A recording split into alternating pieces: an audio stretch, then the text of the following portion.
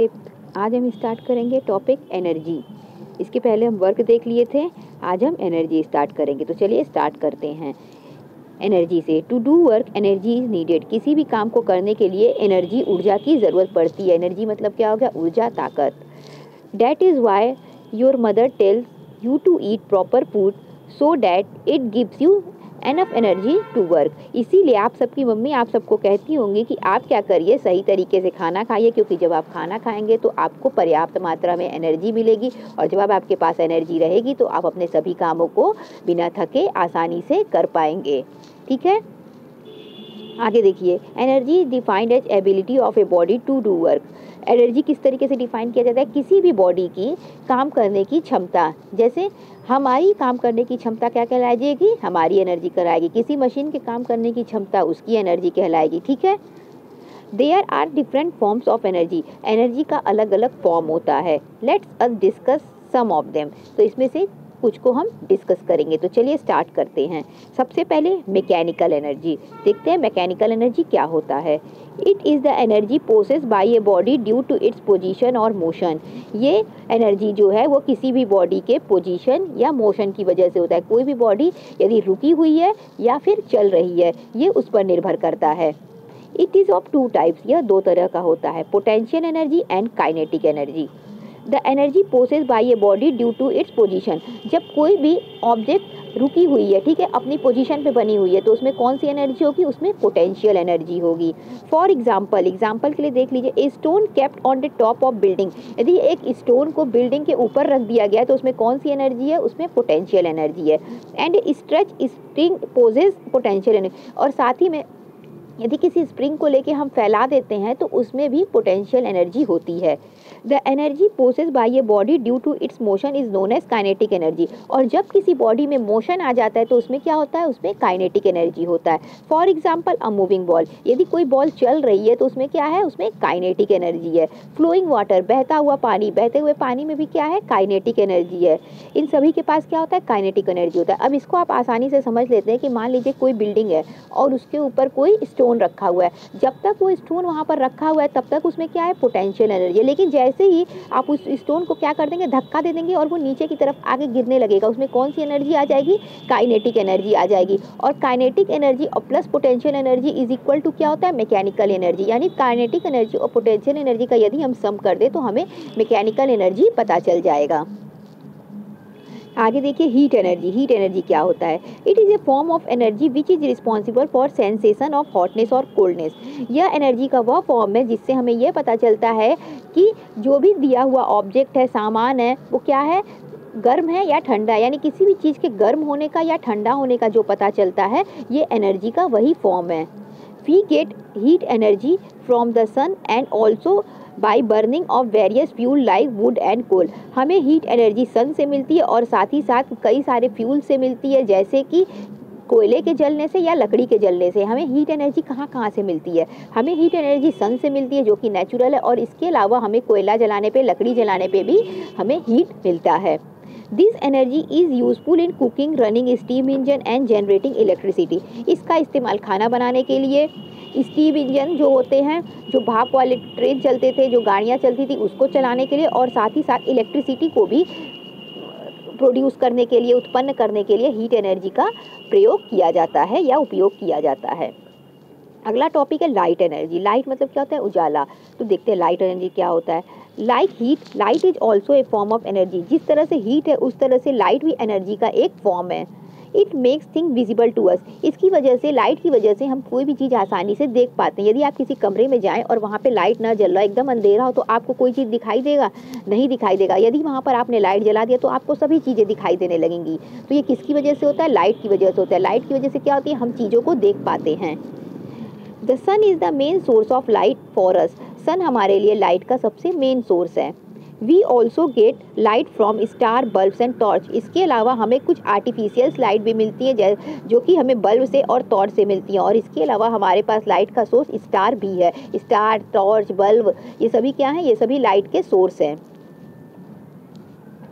Magnetic energy मतलब हो गया चुंबक वाली एनर्जी, क्योंकि मैग्नेट मतलब क्या होता है, चुंबक होता है। तो चलिए इसको देखते हैं।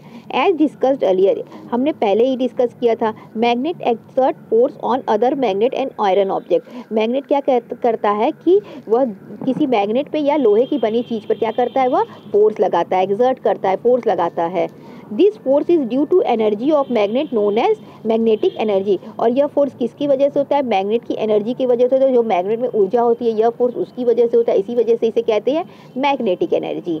This form of energy use for various purpose like lifting heavy iron object, using a strong magnet, separation of iron object from A metallic object etcetera. इस तरह की एनर्जी का यूज़ कई सारे जो भारी भारी लोहे के ऑब्जेक्ट होते हैं, आयरन के जो ऑब्जेक्ट होते हैं, उन्हें बड़े बड़े चुंबक से चिपका के ऊपर उठाने के लिए किया जाता है। यानी भारी सामान को उठाने के लिए इस एनर्जी का उपयोग किया जाता है। और साथ ही साथ यदि आपके पास बालू है और उसमें मान लीजिए क्या हो गया, किल को मिक्स कर दिया गया, लोहे के किल को, तो अगर उसमें से आपको अलग करना है तो आप वो कैसे करेंगे, वो आप चुंबक की मदद से करेंगे। यदि आप जैसे ही बालू के पास अपना चुंबक ले जाएंगे, जितने भी उसमें नेल्स होंगे लोहे के, वो सारे क्या होंगे, उसमें जाके चिपक जाएंगे। तो इस तरीके से सब्सटेंस को भी अलग सेपरेट करने के लिए, आयरन ऑब्जेक्ट को किसी सब्सटेंस से अलग करने के लिए भी हम इस एनर्जी का यूज़ करते हैं, मीन्स मैग्नेट का यूज़ करते हैं, और मैग्नेट में मैग्नेटिक एनर्जी पाई जाती है।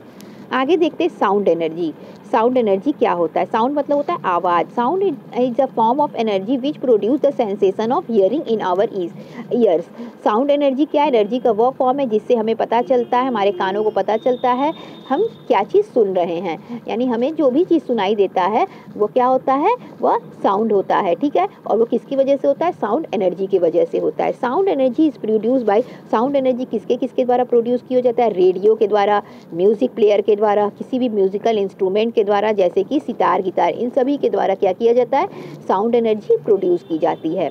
अगला दिया है solar energy. The vast amount of energy obtain from the sun is called solar energy. बहुत बड़े अमाउंट में एनर्जी जो है वो सन से ऑब्टेन की जाती है, पाई जाती है, उसे क्या कहते हैं, सोलर एनर्जी कहते हैं। It is utilised by plant while preparing food. और इसका इस्तेमाल प्लांट करता है किस चीज़ के लिए, अपना खाना बनाने के लिए। यानी सन के पास बहुत ऊर्जा होती है, ठीक है।